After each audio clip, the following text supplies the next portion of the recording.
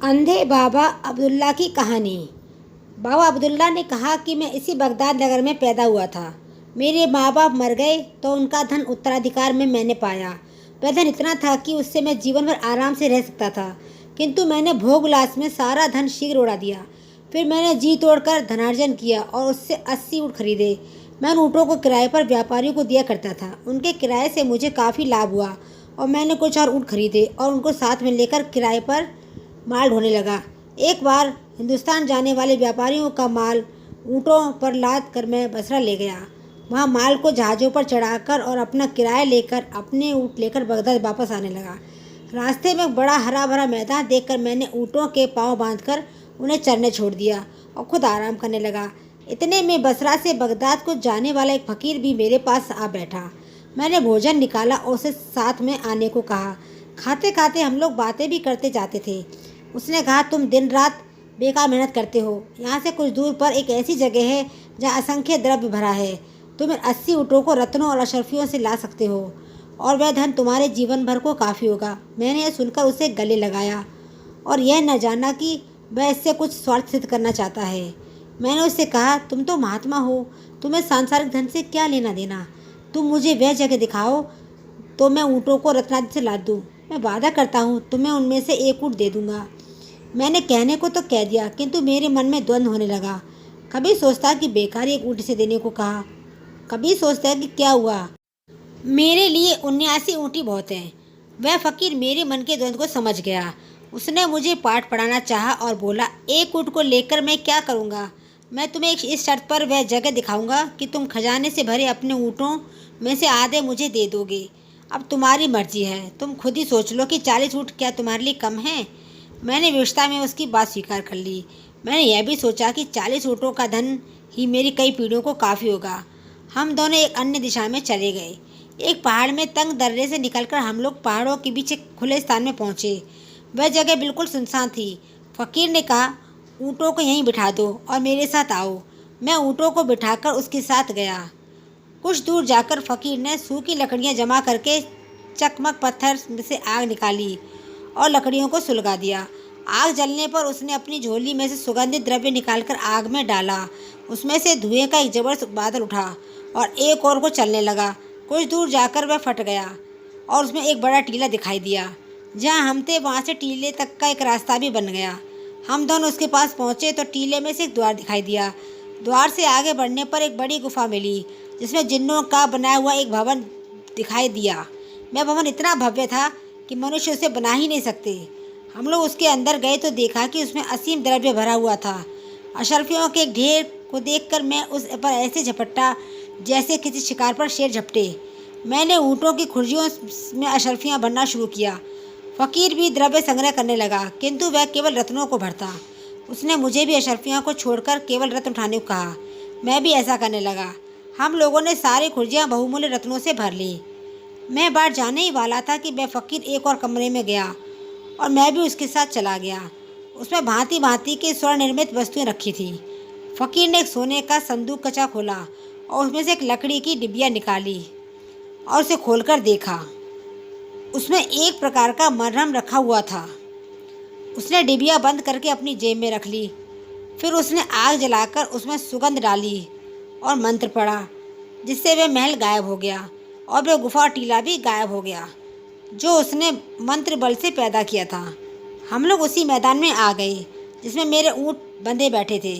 हमने सारे ऊँटों को खुर्जियों से लादा और वादे के अनुसार आधे आधे ऊँट बांटकर फिर उस तंग दर्रे से निकले जहाँ से होकर आए थे। बसरा और बगदाद के मार्ग पर पड़ने वाले मैदान में पहुंचकर मैं अपने 40 ऊँट लेकर बगदाद की ओर चला और फ़कीर 40 ऊँट लेकर बसरे की ओर रवाना हुआ। मैं कुछ ही कदम चला हूँगा कि शैतान ने मेरे मन में लोभ भर दिया और मैंने पीछे की ओर दौड़कर फ़कीर को आवाज़ दी। वह रुका तो मैंने कहा, साईं जी, आप तो भगवान के भक्त हैं, आप इतना धन लेकर क्या करेंगे। आपको तो इससे भगवान की आराधना में कठिनाई ही होगी। आप अगर बुरा न माने तो मैं आपके हिस्से में से 10 ऊँट ले लूँ। आप तो जानते ही हैं कि मेरे जैसे सांसारिक लोगों के लिए धन का ही महत्व होता है। फ़कीर इस पर मुस्कुराया और बोला, अच्छा 10 ऊँट और ले जाओ। जब फ़कीर ने अपनी इच्छा से बगैर हिला उजत किए 10 ऊँट मुझे दे डाले तो मुझे और लालच ने धर दबाया और मैंने सोचा कि इससे 10 ऊँट और ले लूँ। इसे तो कोई अंतर पड़ता ही नहीं है। अतः मैं उसके पास फिर गया और बोला, साईं जी, आप कहेंगे कि यह आदमी बार बार परेशान कर रहा है, लेकिन मैं सोचता हूँ कि आप जैसे संत महात्मा 30 ऊँटों को भी कैसे संभालेंगे। इससे आपकी साधना आराधना में बहुत विघ्न पड़ेगा। इनमें से 10 ऊँट मुझे और दे दीजिए। फ़कीर ने फिर मुस्कुराकर कहा, तुम ठीक कहते हो, मेरे लिए 20 ऊँट काफ़ी हैं। तुम 10 ऊँट और ले लो। 10 ऊँट और लेकर मैं चला, किंतु मुझ पर लालच का भूत बुरी तरह सवार हो गया था। या यह समझो कि वह फ़कीर ही अपनी निगाहों और अपने व्यवहार से मेरे मन में लालच पैदा किए जा रहा था। मैंने अपने रास्ते से पलटकर पहले जैसी बातें कहकर और 10 ऊँट उससे मांगे। उसने हंसकर यह बात भी स्वीकार कर ली और 10 ऊँट अपने पास रखकर 10 ऊँट मुझे दे दिए। किंतु मैं अभागा इतने से भी संतुष्ट न हुआ। मैंने बाकी 10 ऊँटों का विचार अपने मन से निकालना चाहा, किंतु मुझे उनका ध्यान बना रहा। मैं रास्ते से लौटकर एक बार फिर उस फ़कीर के पास गया और उसकी बड़ी मिन्नत समाजत करके बाकी के ऊँट भी उससे मांगे। वह हंसकर बोला, भाई, तेरी तो नियत ही नहीं भरती।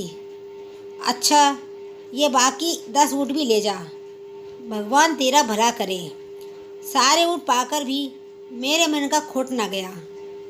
मैंने उससे कहा, साईं जी, आपने इतनी कृपा की है तो वह मरहम की डिबिया भी दे दीजिए जो आपने जिन्नों के महल से उठाई थी।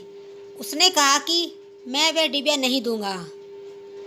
अब मुझे उसका लालच हुआ। मैं फ़कीर से उसे देने के लिए हुज्जत करने लगा।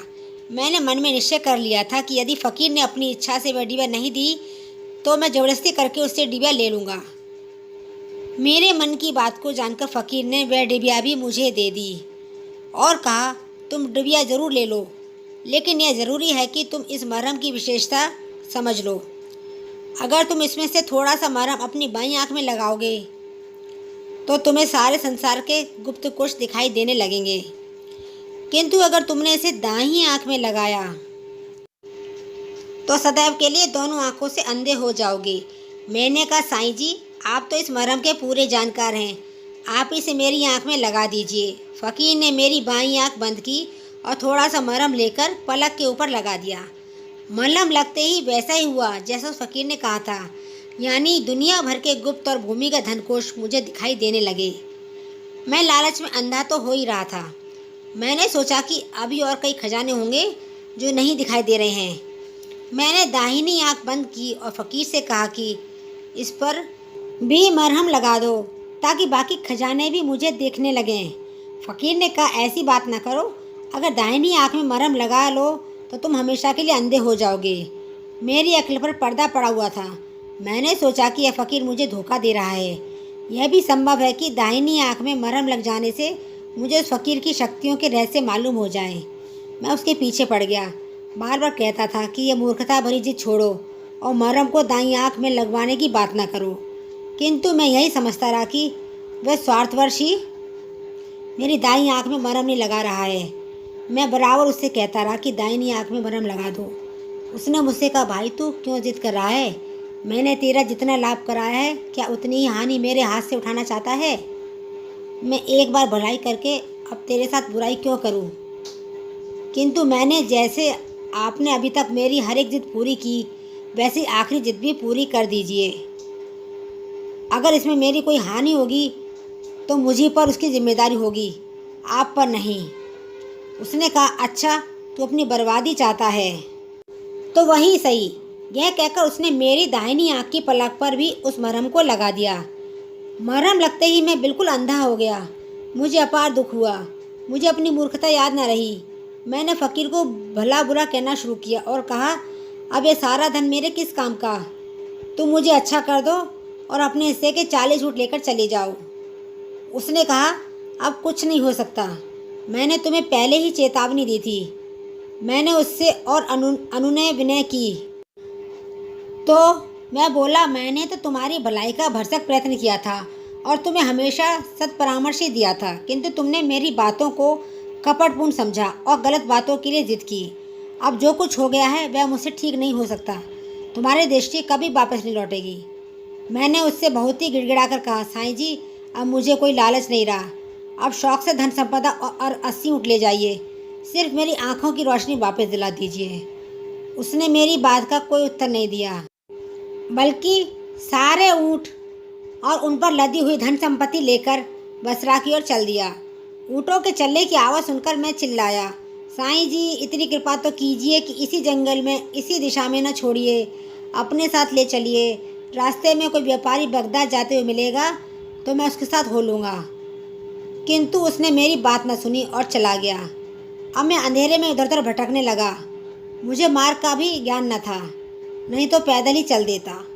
अंत में थक हार कर गिर गया और भूख प्यास से मरणासन हो गया। मेरे सौभाग्य से दूसरे दिन ही व्यापारियों का एक दल बसरा से बगदाद को जाते हुए उस मार्ग से निकला। वे लोग मेरी हालत पर तरस खाकर बगदाद ले आए। अब मेरे सामने इसके अलावा कोई रास्ता नहीं रहा कि मैं भीख मांगकर अपना पेट पाल सकूं। मुझे अपने लालच और मूर्खता का इतना खेद हुआ कि मैंने कसम खा ली कि किसी से तब तक भीख नहीं लूँगा जब तक वह मेरे सिर पर एक थौल न मारे। इसलिए कल मैंने आपसे दृष्टा की थी। खलीफा ने कहा, तुम्हारी मूर्खता तो बहुत बड़ी थी, भगवान तुम्हें क्षमादान करेंगे। अब तुम जाकर अपनी सारी भिक्षुक मंडली को अपना वृतांत बताओ, ताकि सभी को मालूम हो कि लालच का क्या फल होता है। अब तुम भीख मांगना छोड़ दो। मेरे खजाने से तुम्हें हर रोज़ 5 रुपये मिला करेंगे और ये व्यवस्था तुम्हारे जीवन भर के लिए होगी। बाबा अब्दुल्ला ने ज़मीन से सिर लगाकर कहा, सरकार के आदेश का मैं खुशी से पालन करूँगा। तो दोस्तों, आशा करती हूँ आपको ये कहानी ज़रूर पसंद आई होगी। पसंद आई हो तो प्लीज़ चैनल को लाइक, सब्सक्राइब, शेयर करना ना भूलें। कहानी सुनने के लिए आपका बहुत बहुत धन्यवाद।